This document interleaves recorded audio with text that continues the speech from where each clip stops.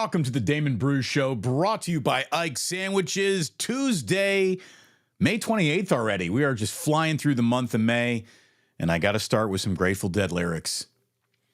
9-mile skid on a 10-mile ride. Hot as a pistol, but cool inside. Cat on a tin roof, dogs in a pile. Nothing left to do but smile, smile, smile. It's from a song called He's Gone. Apropos, the news that we got about the passing of Bill Walton, who, along with being a pretty good basketball player, is maybe the card-carrying number one deadhead of all time, certainly celebrity deadhead. And nothing left to do but smile, smile, smile was the very first thing that I thought of when I read on my timeline Bill Walton has died. The first sentence that went through my mind is nothing left to do but smile, smile, smile. I hope I live a life like that. I hope that maybe someday when I shuffle off this mortal coil, it's just going to make people think, God, I really like that guy. I really did. And forget about what, he did professionally. Good guy. That is the ultimate compliment. And when you look all around the eulogies, the goodbyes that Bill Walton is getting, what a shame that he can't be here to actually see these with his own two eyes. Because I guarantee you it would have really, really been to Bill's liking that one of the single greatest basketball players of all times, basketball's career really hasn't even come up when people are talking about remembering Bill Walton. That means you lived a well life, or you lived life well. That means that you left an impact. That means that when you walked into a room, people felt good. People were happy to see you, and you were happy to see people. And that is Bill Walton in a nutshell. The guy was a joy merchant. He was a joy merchant. At no point did a career cut short with injuries turn him into a bitter person. I know that he was dealing with nerve damage and back problems and had a surgery which got him out of a depression. Remember, this is someone who used to do NBA Finals games. And then the next thing you know, Bill Walton has been demoted from that, and he's doing Pac-12 after dark games, and I don't think he had ever been happier. There isn't a wave of change or something different about Bill Walton that ever hit him that he didn't greet with open arms as an opportunity to do something different. And it wasn't an act. I won't claim to know Bill Walton in any way, shape, or form, but I met him. I met him a couple times. And the person that you thought that he would be is the person he was. Whenever I bumped into him, whenever I had a chance to exchange pleasantries with the guy or ask him about, best show on tour he saw this year, it was, he always just lit up. He lit up to talk to you, and he was a pretty good guy. There's no doubt about it. Rest in peace to Bill Walton, 71 years old, and loses his battle to cancer. And as I said, go back and look at everything that's being written about Bill Walton. The basketball is last. The worst way to describe Bill Walton is just as a basketball player. And what a basketball player he was. Now, that career happened before I started watching basketball. I never watched a live Bill Walton game that he ever played in, but I know a lot of you have. I know a lot of people watching this channel have. And, if you really wanted to get down to we're looking for the right answer, not an opinion. If you really wanted to have who is the single greatest college basketball player of all time, there are but two answers. Lou Alcindor, Bill Walton. That's the list. I can wax poetic about Calbert Cheaney and what he meant to the Hoosiers, but he wasn't in Bill Walton's category. Christian Laettner did an awful lot for Duke, wildly successful, but he's not in Bill Walton's category. A Hall of Fame center, even though his entire professional career was plagued with devastating foot injuries. He won an NBA MVP. He won a Finals MVP.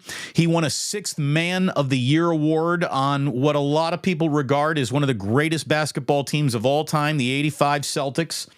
He was named to the NBA's 50th and 75th anniversary teams. It's one of the great NBA careers as a basketball player we've ever seen, even though it was short. And it's dwarfed by how good he was in college. Bill Walton in college, again, it's Lou Alcindor or Bill Walton. That's the list. Alcindor might have won more titles, but Bill Walton had an 88-game winning streak that he was a part of, a huge part of. He was a two-time NCAA champion.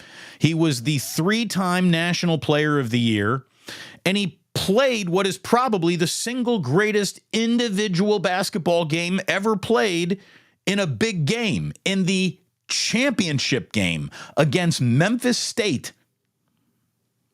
He went 21 of 22 from the floor. What kind of shooting night did you have, Bill? 21 of 22. I was a little off on one of them.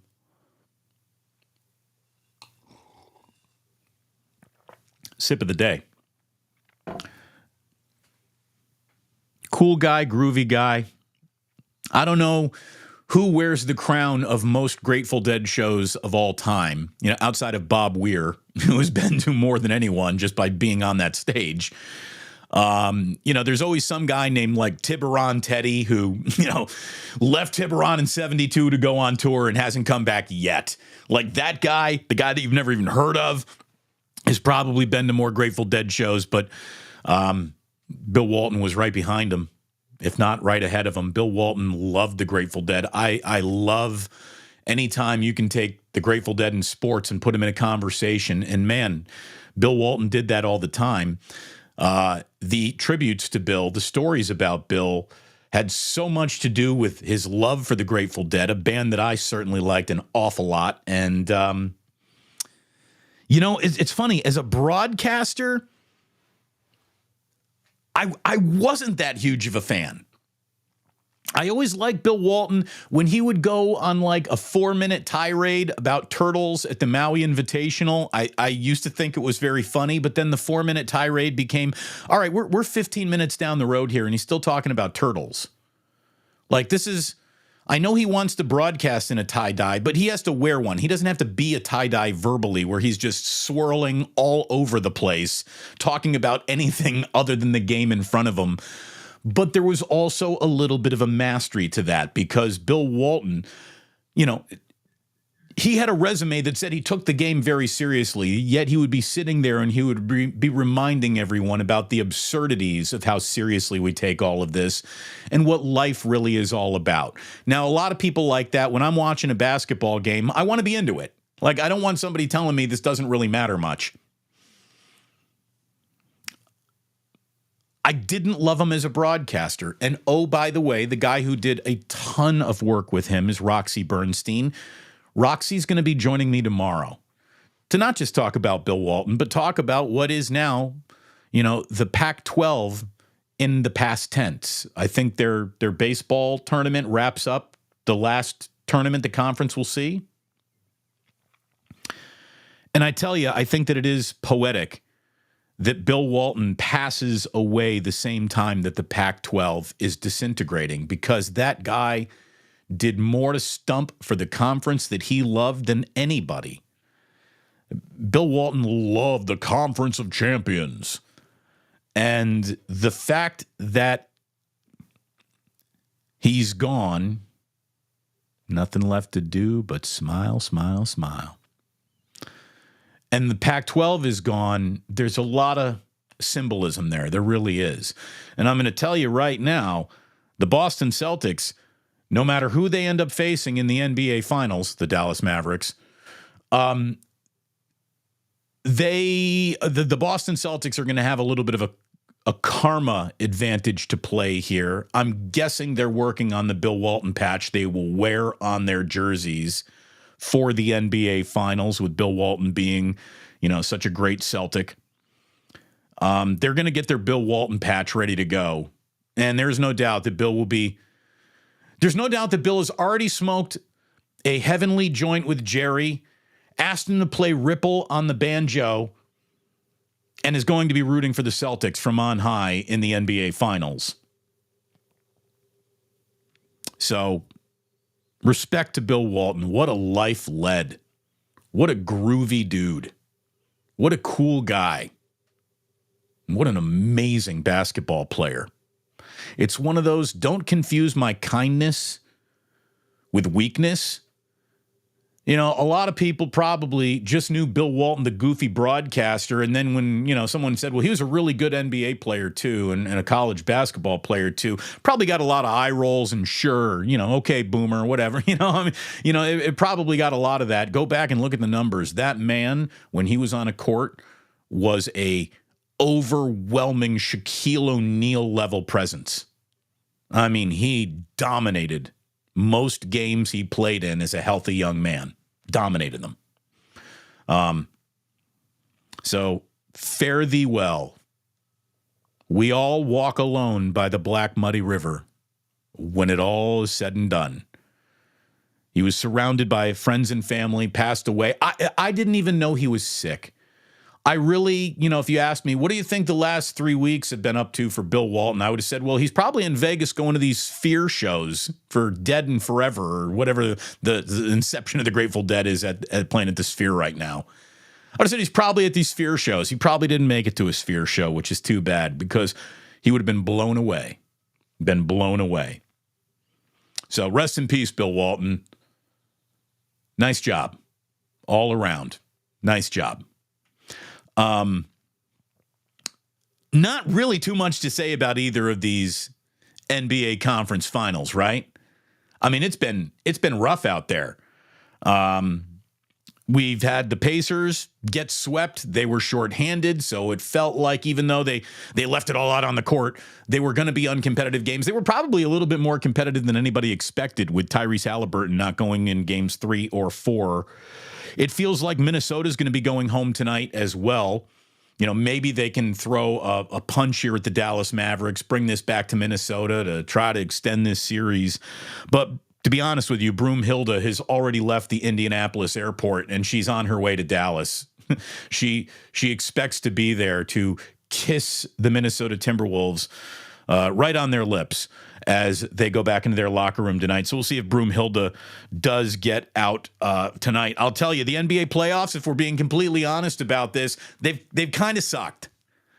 They really have. They've kind of sucked. We've had, we've had 13 series. 3 of them have been sweeps. Another one of them can become a sweep tonight, with 3 more gentlemen's sweeps along the way. So more than half of these series haven't even reached a game 6. That doesn't make for great lean forward NBA viewing. It'll be interesting to see what some of these ratings are. Especially if Dallas, an off-brand team, even though they've got a lot of celebrity at the top of the marquee in Luka and Kyrie, what kind of audience will they pull in an NBA Finals? Haven't been to an NBA Finals since Dirka was getting it done for them. So I actually think the Dallas Mavericks could beat the Boston Celtics, but the Celtics have been really damn good all year. They're so good you just kind of don't even notice how pretty darn good they really are. And there are a lot of people out there who are trying to rob the Celtics of their glory right now, saying, well, you got lucky with the Halliburton injury and you got lucky with that Donovan Mitchell injury. And even if you would run into the Knicks were about as out of gas as you can be in an NBA locker room. And, in the NBA Finals, you won't be taking on the defending champs because they got bounced. Aren't the Celtics lucky? Look, it's the Celtics' job to reach the NBA Finals, regardless of circumstances. You can't ask the Boston Celtics to make sure that no one on the other team is hurt. I hate this, what the Celtics are doing doesn't even count because of all these injuries. Yeah, I'm going to tell you right now, 4 years from now, if we're talking about them as they won a championship, no one's going to bring the path up. I mean, there'll be some dickhead in the bar who's trying to be the guy who puts, salt on anything positive, just trying to yuck your yum as much as possible. There's always that dude out there, but no one else will talk about it. No one. The same way that no one really talks about, like, hey, Kyrie and Kevin Love got hurt that first time around Warriors Cavs, Well, I mean, it is brought up, but mostly by Nick Wright. Nothing left to do but smile, smile, smile. Hey, you know what? I got something to do. I want to get you lunch. I want to get you fed, and I want to save you money while you're doing it. First of all, my man Ike has got some delicious just waiting for you. And beyond that, we got a lower third graphic to make sure everybody's got it right. So I don't have to spell it out loud and just spell it incorrectly because I'm bad at spelling things. Ganja Jar is a promo code that you can use when you're on the Ike's Rewards app. Use it at checkout. Unfortunately, it's not available in 3 Bay Area locations, but everywhere else you get an Ike's, you can get the $4.20 savings that come with using promo code Ganja Jar at checkout. Again, not available in Santa Rosa, San Mateo, and Redwood City locations, but everywhere else you got an Ike, you can use the promo Ganja Jar on the app at checkout. Save $4.20. I'm going to tell you right now, that's not like 10% off your sandwich. No, it's a legit $4.20. Saved. From me to you. For the Plusers. From my man Ike. As a matter of fact, he could be watching right now. Ike, thank you very much for hooking this up. We are going to have more and more promos as the summer rolls along with our good friend Ike. And I got to talk to my man Kenny McMaster, see what kind of promo we can actually get cooking over at the Dubliner, right? God, I love the Dubliner on West Portal. We're going to have to put some sort of like Damon shot and a beer special together for you over there. We really will. Get yourself to the Dubliner next time you're going out for a drink. West Portal is one of the great neighborhoods in San Francisco, one of the great blocks in San Francisco, and Muni will literally drop you off in front of the Dubliner and pick you up to bring your drunk ass home. Can't get easier than that. Can't get easier than that. Love my guys at the Dubliner. I want you to love them too. Love my guy Ike. I want you to love him too. He wants you to be eating well. Use that promo code Ganja Jar to save. Did I spell ganja incorrectly on the? Yeah, yes, I did. Of course I did. I will clean that up before next show. Ganjajar.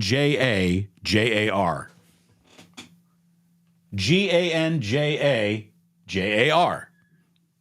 Let me get the incorrectly spelt promo code down. It's so like me to try to come up with a little graphic to show you how technologically sound this show has become, and then, of course, screw it up. Very on brand. You're welcome, everybody. Ganja Jar. Figure out how to spell it yourself. Use it at checkout to save $4.20. And Dubliner, which is Dub Liner. West Portal. There you go. I can at least spell that one. At least I got that going for me. At least we got that going for us. Hey, at least Warriors fans, you got this going for you. How about this for a report?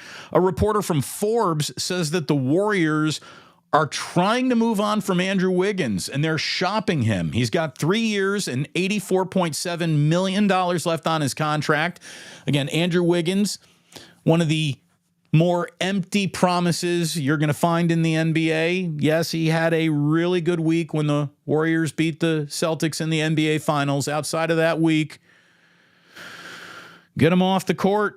I mean it. I would rather live and die with Jonathan Kuminga and all the growing pains than watch Andrew Wiggins pick and choose the moments where he really wants to help this team. I can't stand him. Can't stand watching that guy play basketball because all I see is what should be. And what should be isn't even close to what you get from Andrew Wiggins night in, night out. So please trade him, give all of his minutes to Wiggins, and take your chances from there.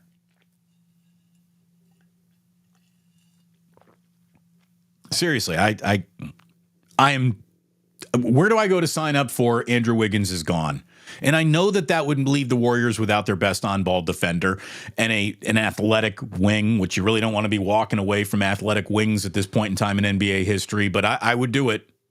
I would do it because I want an interested wing. I want a competing. I want a playing his crank off wing more than I want Andrew Wiggins just jogging in between 3-point lines, picking and choosing the moment where he might do something to help Steph through this game tonight, even though Draymond's suspended, but probably not. And he's going to need a little paid time off too, a little PTO leave for his second year in a row. Just Andrew Wiggins needs to disappear, everybody. Come on. Can't do more of that. By the way, if you're wondering, hey, Damon, how come you haven't dipped into the chat yet? We will be having a Club Plus here in just a little while. I hope you all had a great Memorial Day weekend. Larry and I did a 49er wake up on Monday. I didn't do this normal Damon Bruce show on Monday. And one of the things that has come out since Larry and I talked, I know Larry and I will be talking about it more tomorrow on Wake Up, is that the NFLPA is working to finalize a proposal to overhaul the offseason starting as soon as 2025. Players want to eliminate voluntary on-field work in the spring in favor of longer training camps and a ramp up to the season. Basically, NFLPA is saying there's a little bit too much reporting for duty going on in the offseason. We'd like some months to step away and then come back and work twice as hard, in August to get ready for the year. I don't begrudge the players that at all. I'm watching a league that used to say, well, nobody's going to play 3 games in 10 days. And it was like that for years. And now they throw it out, way too many times in a schedule. I'm all about listening to the players and what they think is going to be best for them and their body. And what I'm sure of is that more rest in an off season is good for the NFL.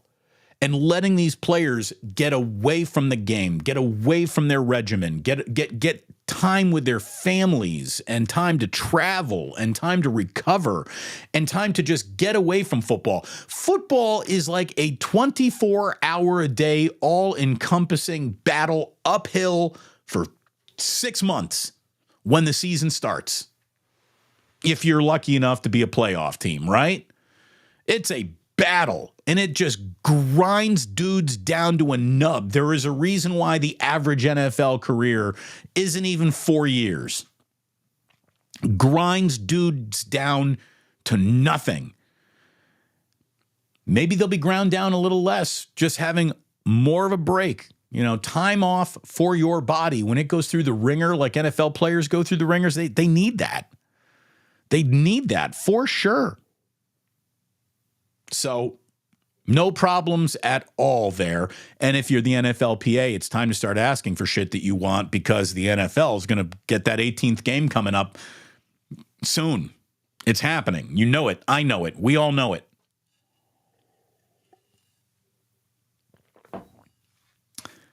All right. What else we got?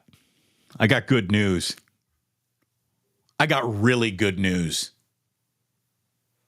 And, when someone, it's a saying like when someone passes away or moves on, it's better to say nothing at all than say, just it's over. Thank goodness. Again, we have a very heartfelt goodbye to Bill Walton, who seemed to be universally loved and admired. And a good riddance to Angel Hernandez, who what is ever admired and universally loved, it's the opposite of that.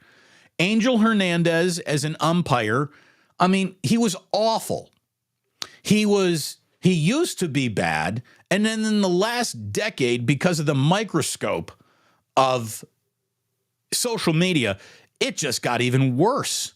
Maybe it was this bad all along, but we just didn't zoom in and see it. Like, what I don't understand is why he conducted his entire career with such arrogance, such just contempt for major league players.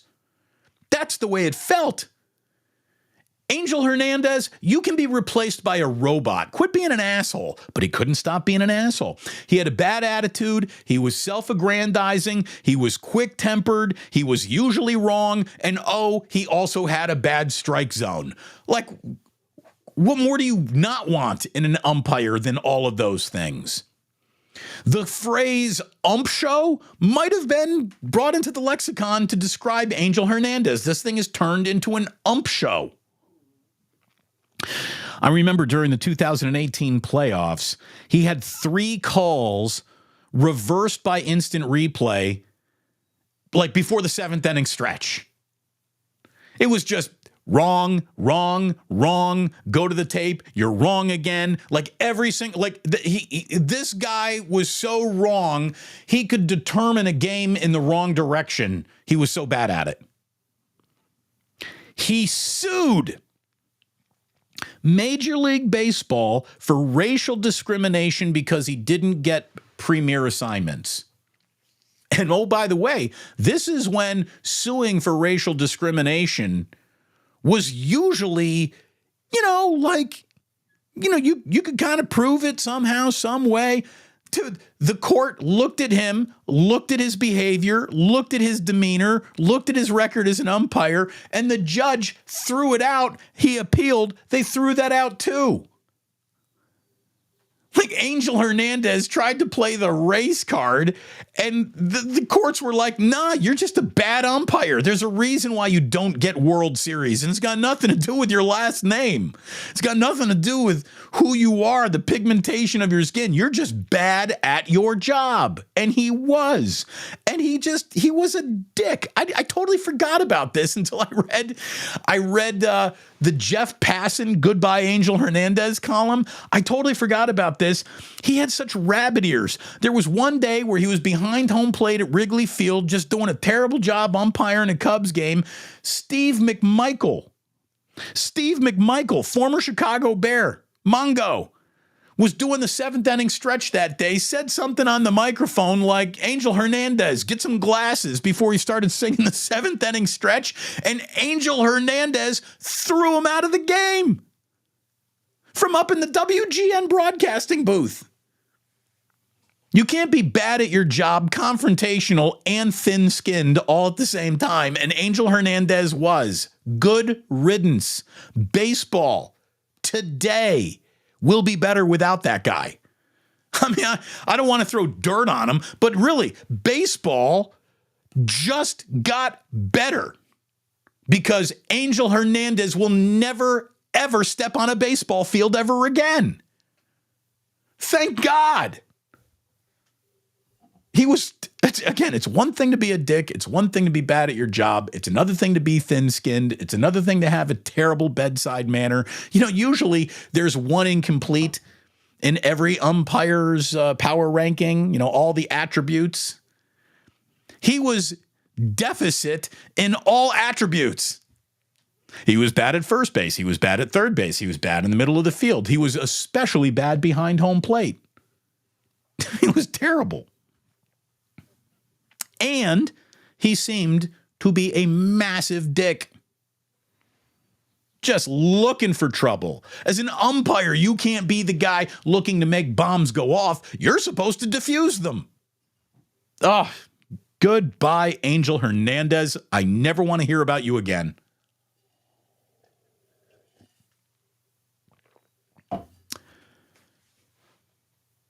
Phillies at Giants tonight. Giants actually beat the Phillies on Memorial Day. Little daytime baseball for you. But it was a costly victory because LaMonte Wade Jr. pulled that hamstring. Don't know how long he is going to be out. LaMonte Wade Jr. is having a really good year at the plate, man. Really good year. And the Giants are going to miss him. I already heard there's talk like, give Brandon Belt a call. No, don't do that. Don't do that. I'd rather you give Brett Wisely a first baseman's mitt than Brandon Belt a phone call, to be totally honest with you, right? Zach Wheeler, who shoved against the Giants the last time these two teams met back in Philadelphia. Tonight when he takes the mound, he's going to be looking at a different Giants team. You got a red-hot Matt Chapman who's just not cooling down right now. Unfortunately, LaMonte Wade won't be out there, but the three amigos are playing good baseball, even though, Luciano has got like a frying pan glove over there at shortstop. They're better. They're entertaining. They're scoring runs. So let's see if the Giants can get a win over Zach Wheeler, which that'd be a little bit of a statement. Zach Wheeler dealt against them the last time they played. And I am going to be doing a short show tomorrow with Roxy. We're going to be talking a little Bill. We're going to be talking a little Pac-12, what the future is going to look like there. And then I'm going to a day baseball game. It's going to be my first game of the year, actually. I can't believe that I missed opening day. I can't believe that I haven't been to a game yet this year. So is fatherhood. So is my wife is working really hard, and I got to be home to make sure that, the kids are taken care of. There's just a lot going on over here. So I'm finally getting to a baseball game tomorrow. And then the very next week, going to be going to another baseball game in Oakland because while the Giants are hosting the Phillies tonight, the A's are at the Rays, but I'm not here to talk about that. I'm here to invite you to join me on June 7th for lunch from noon to 3 at Line 51 Brewery in Oakland. It's going to be Damon Bruce. Hi, that's me, and Damon Amendolara, who is a great sportscaster, works for Mad Dog Radio. He is coming out here to taste the A's. He's been doing an awful lot, maybe more than any other guy with the national show, to illuminate and highlight just the absolute douchebag John Fisher has been. He's coming out here. We're going to be there on June 7th from noon to 3, and I hope you plan on joining us. I know that the Last Dive Bar guys are doing a hell of a job setting this up. Grant Balfour is going to be joining us on stage.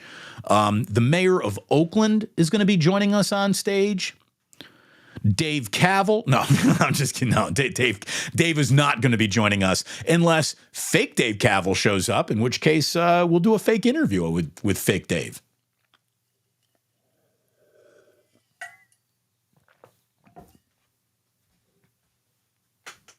And there you go. There you go. That's a hell of a show today. I hope you liked it. I know I did. We are going to hop into Club Plus here in just a second, but I have one more thing to tell you about. This one hurts. Poor Joe Pavelski. Now, look. Things continue to go well for the Dallas Stars here, who lead the Oilers 2-1. Maybe this is the year Joe Pavelski gets off this list, but right now he is number one on a list that no hockey player wants to find himself on.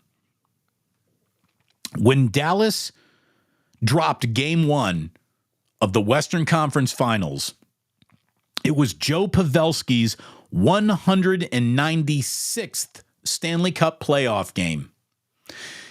That's the most amount of Stanley Cup playoff games ever without winning a Stanley Cup. Oh. Now, 134 of those games came with the Sharks. Let's be honest, he's up to 198 now because this is going into the fourth game of that series, and the record was broken back in Game 1. So Joe Pavelski has skated more playoff games without a Stanley Cup than anyone in NHL history. Patrick Marleau, number 2. He held the record at 195. Joe Thornton, kind of right behind him. There's way too many Sharks on this list. But so is the life of a San Jose Shark. You don't get to win a Stanley Cup down in San Jose, apparently. And they won't be anytime soon, apparently, either. Rangers and Panthers tonight, if you like Stanley Cup playoff hockey, and why wouldn't you? You get a Game 4 tonight. New York up 2-1 in that series. And that's what I'm doing. I am flipping between Stanley Cup playoff hockey, a closeout game for the Dallas Mavericks if they choose to slit the throat of the Minnesota Timberwolves tonight, and Giants and Phillies all going on. Got an earlier day game because it's an East Coast game for the A's, so really won't be worrying about them. But fun night with the clicker on the couch. It was a fun show. Thank you so much. We're going to hop into Club Plus, and we're going to burn it down. What do we got here? Real quick, as it's scrolling by. Walton was always a great interview on KNBR. Tom would ask him one question, and he'd give a 20 or 30-minute answer. Oh, seriously. We would joke about how many words anyone else would get in during a Bill Walton interview. He would just go. And I'm sorry if you have to go because you're listening on the podcast, but those watching on YouTube, we've got Club Plus for you. For everyone who's just listening today, thank you so much for being a part of this. If you're on YouTube, boy, like and subscribe. That helps it all move. Support those sponsors. My man Ike and the promo code GanjaJar. Get to the Dubliner on West Portal. And please do remember that sports don't build character. They reveal it. And like that, Bill Walton, he's gone.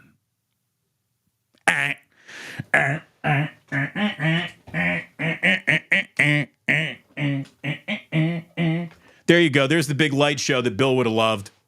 I think Bill would have really loved Club Plus. Irwin says, seems fitting that Bill leaves us when the Pac-12 is also exiting the NCAA stage. Yeah. Outside of nothing left to do but smile, smile, smile, it's one of the things I thought about, too. I saw Roxy Bernstein basically do a eulogy to the Pac-12 the Saturday before Bill Walton passes away, and he even brought up Bill Walton, not knowing that he was about to die 48 hours later. And you couldn't talk about the Pac-12 without talking about Bill Walton at some point. Big Mac 8675 says, never saw him play basketball, but a TV personality person. The guy was top notch. Look, he would drive me a little nuts as a broadcaster when he went too far down the Bill Walton road. Like, not this entire broadcast probably shouldn't be an ayahuasca trip. When he really wanted to talk hoops, though, he certainly knew it. Throw it down, big man. AJ Cruz, somewhere, Jackie Moon has taken off his headband and hung up his jersey. I wonder if Jackie Moon was supposed to be based on Bill Walton at all. I don't know. Didn't get enough Grateful Dead vibes off of that character for me to think that there was a straight line between Jackie Moon and Bill Walton. Terrible. Yeah, Jeremy. That really terrible. The guy loved basketball. He really did. And he loved the Pac-12, man. That LaMonte Wade Jr. MRI is scheduled for today. Yeah, Mario, here's the thing. You can schedule it. You can look at it. You can you can rest him up. But once hamstrings start to become a pain in the rear end, who knows when they're going to be a pain in the right? Hamstrings are tough to get over. They really are.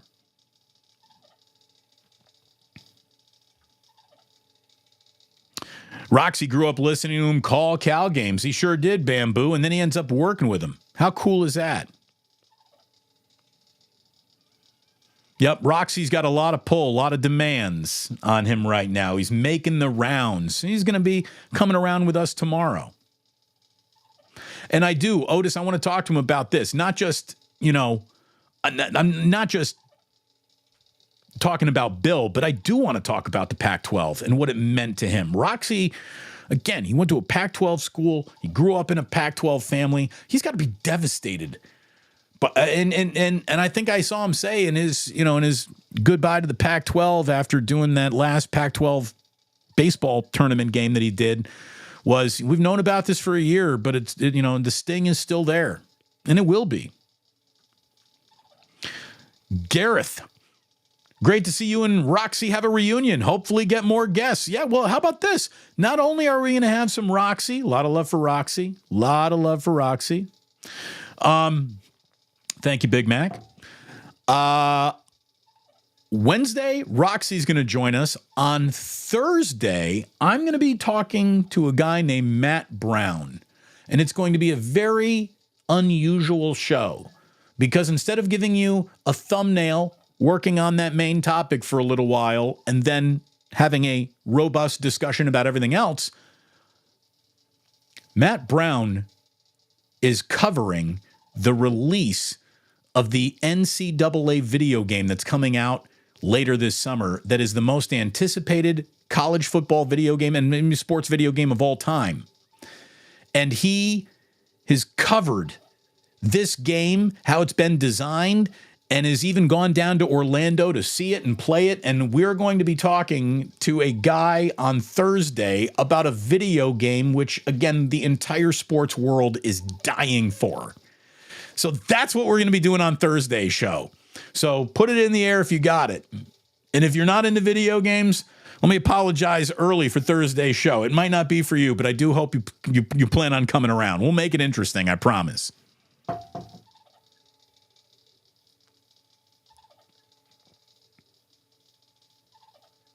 Erwin saying Roxy's always going to be the voice of the Bears in my mind. Yeah, man.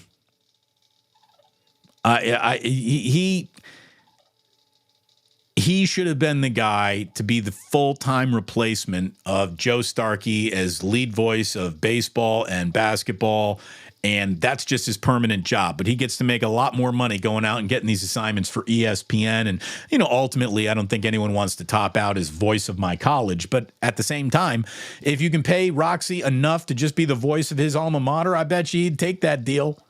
But he does love doing Major League Baseball and getting radio assignments nationally. So we'll talk about it tomorrow with Rox. Gina. R.I.P. Bill Walton. Nice tribute, Damon. A rare Tuesday live visit from Gina. It's good to have you here, Gina. Thank you so much for hanging out with us, really.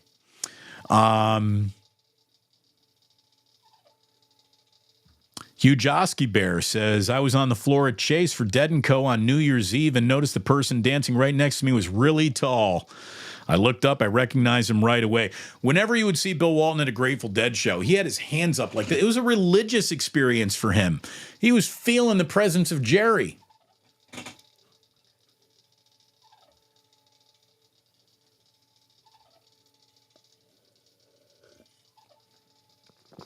Okay, what else we got here? Smiley Dan wants everyone to keep it safe and keep it clean. Yeah, sweep, basketball sweep, basketball sweep. I think we're going to get that. I think we're going El Sweepo.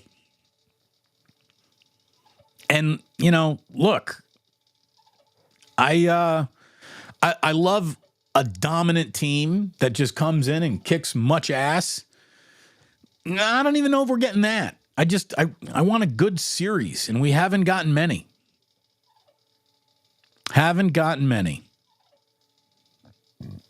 Excuse me.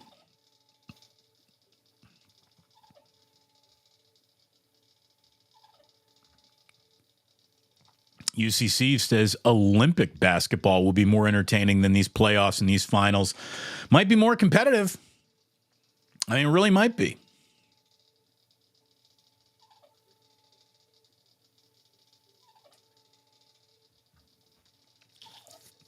Paul Coffey says Luke and Bill are the first father-son combo to have multiple championships in the NBA. Is that true? I don't even know.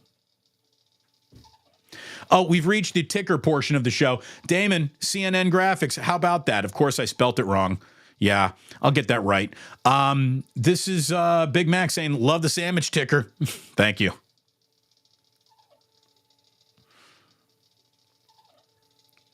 Promo Pluser. Maybe that'll be a future promo code, JT. They asked me, they're like, what do you want to be the promo code? And I didn't even think about it. I'm like, let's go with Ganja Jar. They're like, sure. Let's do it. Let's say $4.20. See how we came up with that? Aren't we clever?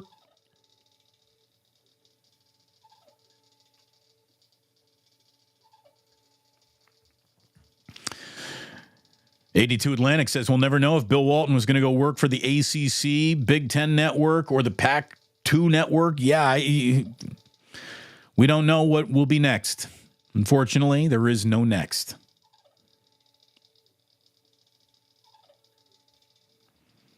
Otis says, Wiggins is a good dude. I would feel bad for trading him, but the Warriors may need to let him go if the Warriors can get something for him. I mean, this isn't about good dude, bad dude. This is about reliable. This is about, do you play like tonight's game could be your last game? And I do not like Andrew Wiggins' body language. I do not like the fact that he leaves 5 rebounds on the court every single night. I don't like how passive he is in moments where the team needs him to step up the most. Good guy, bad guy, I don't care. I don't think he's playing hard enough, and he's derelict of duty 2 years in a row with this, I got to walk away for unexplained reasons, and I can't talk about it, and it's all just big. Where is he? No one knows. Paid time off. Anyone wants to pick him up, move him. Again, and just open up the minutes for Kuminga. Open up the minutes for Kuminga.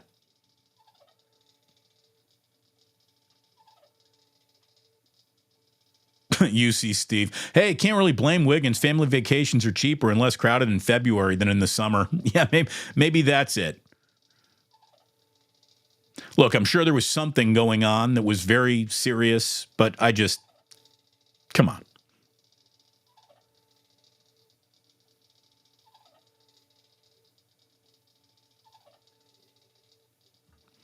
Mark says, we all know that the NFL doesn't care about player safety. Just look at some schedules. Absolutely. Absolutely. There cannot be any credence to any talk of player safety. Like, hey, what we're going to do is allow players to wear these, couch cushions on their helmet, the Guardian caps this year, but we're also going to say that you can play 3 football games in 10 days. Like, if that isn't talking out both sides of your mouth, I don't know what is.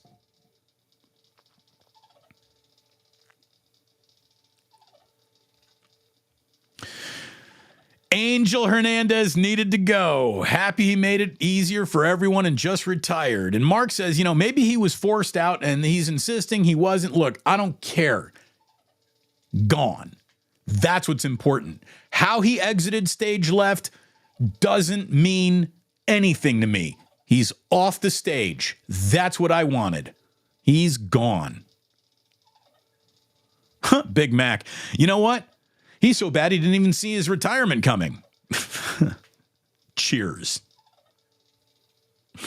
Cheers. Again, I don't know. I don't know why any of these umpires is out there. I saw what Bryce Harper was in Colorado. He didn't like a call. He's standing in the batter's box. The ball boy's going to run him out his glove and his hat to go and play in the field, but he's standing in the batter's box. He's talking to an umpire, and the umpire just throws him out of the game. Like, first inning, first at bat, Bryce Harper 0 for 1, thrown out of the at bat, thrown out of the game. Who the hell wanted to come and pay to watch, an umpire take the most interesting at bat in the game out of the game because he just didn't like the way he was getting talked to? Again, like, all of you umpires, this goes for the bad ones and the good ones and all the right personalities and wrong personalities. Here's the real deal. You can all be replaced by robots. Quit being dicks. I mean, what more do you need? If that doesn't get your full freaking attention, nothing will. Hey, we could be replaced by robots. We should probably stop being intolerable assholes at all times, especially this one guy. He just had a massive ego. He really did. By the way, Mark, dropping a little super chat over here. $5 for the Angel retirement party. Only 85% RSVP. Coincidentally, that's his correct call rate. Bump. Thank you, Mark. Thank you.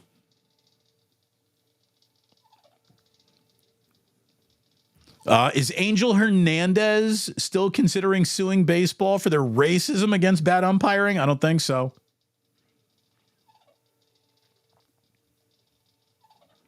Rockin' New Air 84 is like, thanks. No thanks on Brandon Belt. The thing is, like, Brandon Belt hit righties really well last year, but it just feels like that ship has sailed.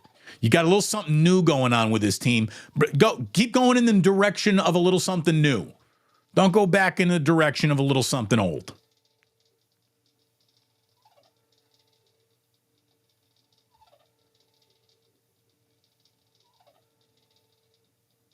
You know, again, who's this Wisely guy? Who's this Wisely guy? Because he's hitting like Ted Williams right now. Probably not sustainable. Give him a first baseman's mitt and just say, figure it out. Like, I'd rather do that. You put Wilmer Flores over there, even though he's struggling at the plate a little bit. It was an awful lot of last year. It was Wilmer Flores over there. Why can't you go back to that? Well, they got this kid who's like 30. He's been like a career minor leaguer. I can't remember his name, Trenton Brown or something like that. Call him up. Give him a shot. See what you got. You know how much money you could have saved by not signing Jung-Hoo Lee and just going with, Matos in center field? Like, just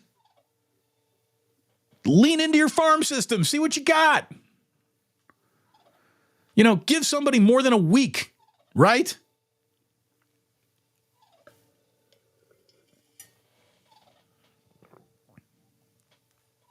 Michael Chan says Draymond's just salivating to talk shit about Rudy Gobert. It feels like just blaming Rudy Gobert is a really cool thing to do right now. I got to tell you, he wasn't great. He wasn't cloaked in glory in the in this conference final so far. But where's Karl Anthony Towns? Like, how come Karl Anthony Towns just gets to skulk out the side door with no criticism being thrown at him, and everyone's just piling on Rudy Gobert?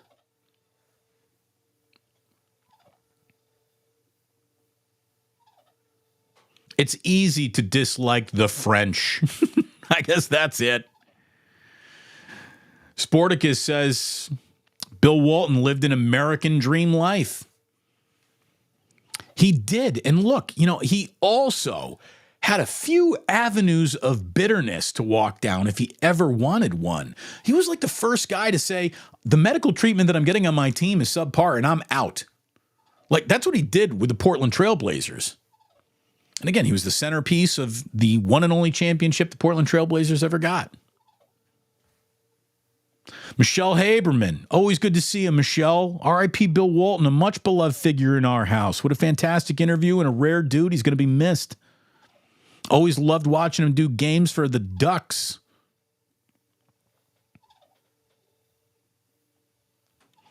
Joji. Konnichiwa. Konnichiwa, Joji. I hope Bill Walton is being mourned over in Japan, too. Sporticus. Bill Walton was the original squeaky disco ball. He really is. I hope you're enjoying my squeaky disco ball, too.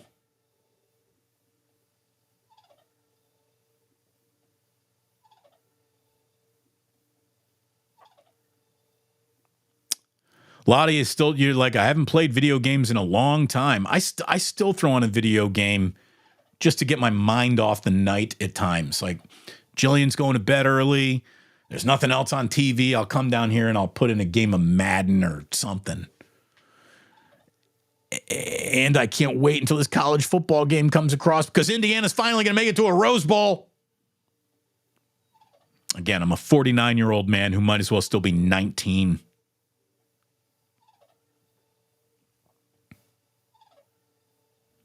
Hugh Josky Bear said, I wanted to see Roxy replace Starkey. Yeah, I mean, you're Hugh Josky Bear. You should have gotten a vote, right? You seem to be very pro-Cal.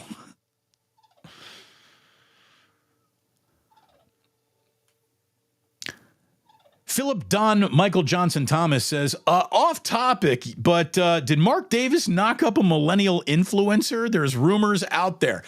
The 20-something woman that is dating Mark Davis did her I'm standing on the beach holding a belly pregnancy pose, and that is either her trying to rope Mark Davis into something he didn't do, or that really is the next owner of the Las Vegas Raiders in this Instagram yoga instructor's belly. And, you know, what am I supposed to say? Mazel tov, congratulations. I think going out and getting, if that is his kid, getting a woman pregnant when you're 70 is, number one, kind of gross. Number two, very irresponsible. Like, I don't care how much money you're going to leave that kid. A kid needs a father more than money. By the time that kid is 10, Mark Davis is going to be, 83 years old? It's just, come on. I don't know. I'm not going to get into anybody's personal life that much, but I did tweet about it a little bit, and I said that kid's name, if that really is Mark Davis's kid, they should just go right ahead and name the kid Viagra Jackpot, because Viagra was used and that woman just hit the jackpot.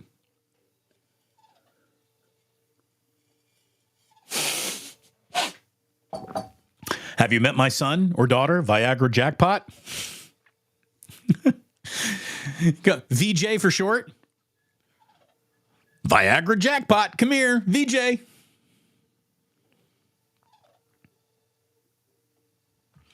Go Gigantes. Beat the Philly cheesesteaks. Again, Zach Wheeler might have something for you tonight.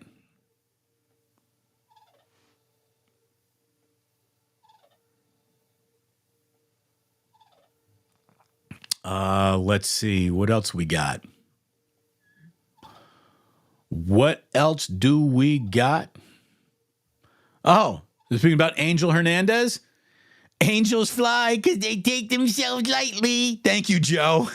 Yeah, that was not the angel that Ralph was talking about.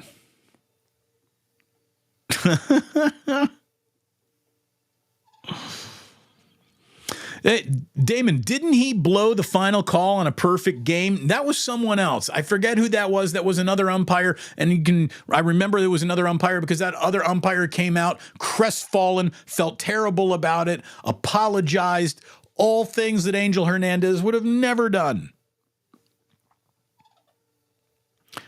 More like Diablo Hernandez. Genius, Joe Schmo. Well done.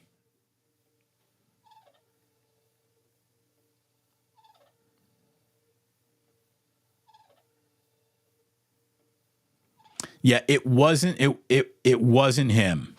I will say that it wasn't. I might be wrong, but I don't think it was him.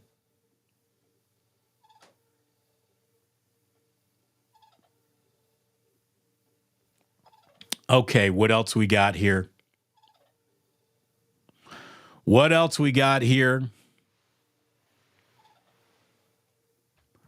Robert De Niro had a baby late in life. So did Al Pacino. Like, it's a little gross.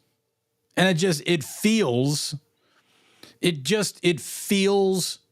wrong. As someone who's got a 4-year-old and a 4.5-year-old, 2.5-year-old, I'm 49. I can hardly keep up. I mean, you can get an army of nannies and daycare and all that stuff. But again, what does that do for the kid? I guess it's nice. I guess it's nice to be instantly wealthy from the moment you were born. But it's also 1,000% awful to be instantly wealthy from the moment you're born. Like, you're just signing up for this kid's probably going to be a disaster more than you're signing up for, oh, yeah, great lease on life.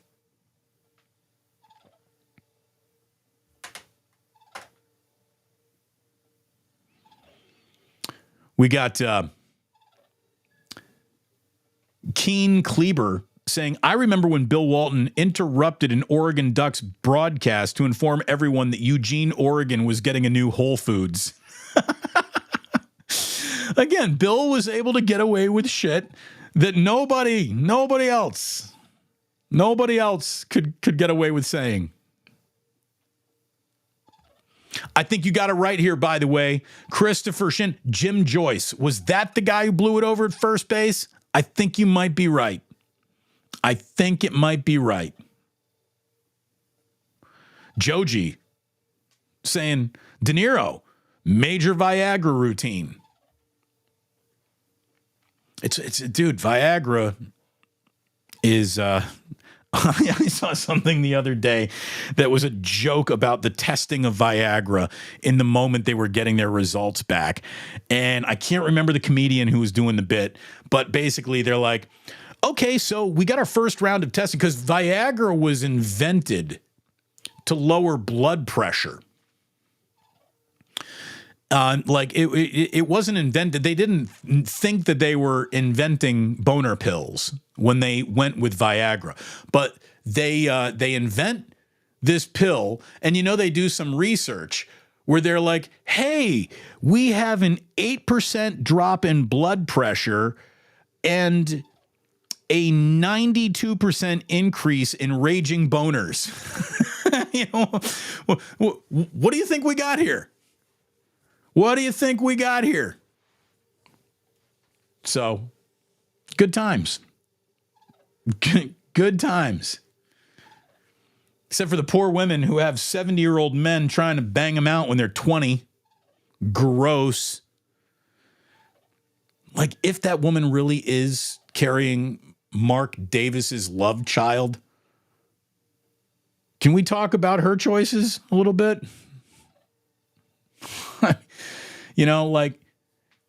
Your purse might as well have a $sign on it, because something tells me that if Mark Davis were just a bartender, you're not going home with him. Probably not.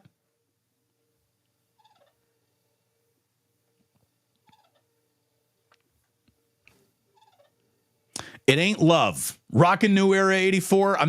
Yes, I will agree with you on that. It ain't love. I saw Big Cat joke around saying that, hey, if there are going to be nuptials, they better get married at a P.F. Chang's. Huh. Yeah, but they invented Viagra on accident. And it's been rough at the nursing home ever since. Or should we say, it's been hard. Mark, did they test Viagra on rat first and see a whole bunch of rat boners? Mark, I don't know. But that's how I want to end the show today. With everyone thinking about rat boners. Thank you very much, Mark. Way to take us out. Way to take us out. And on that note, let me thank you all for watching. Larry Krueger and I back with Wake Up 8:30 on Wednesday, 8:45, pardon me, Wednesday morning. We're going to have Roxy join us at 11. And then on Thursday, we're going to be talking with Matt Brown about the newest inception of the most anticipated sports video game of all time, the college football video game that's coming out later this summer. So that's what we got kind of loaded up for the week. We're just going to play it as it comes. Meanwhile, thank you so much. By the way, play it as it comes should have been the slogan for Viagra. I'm sorry. Let's go back to rat boners and just leave it there. You don't have to go home, but you can't stay here.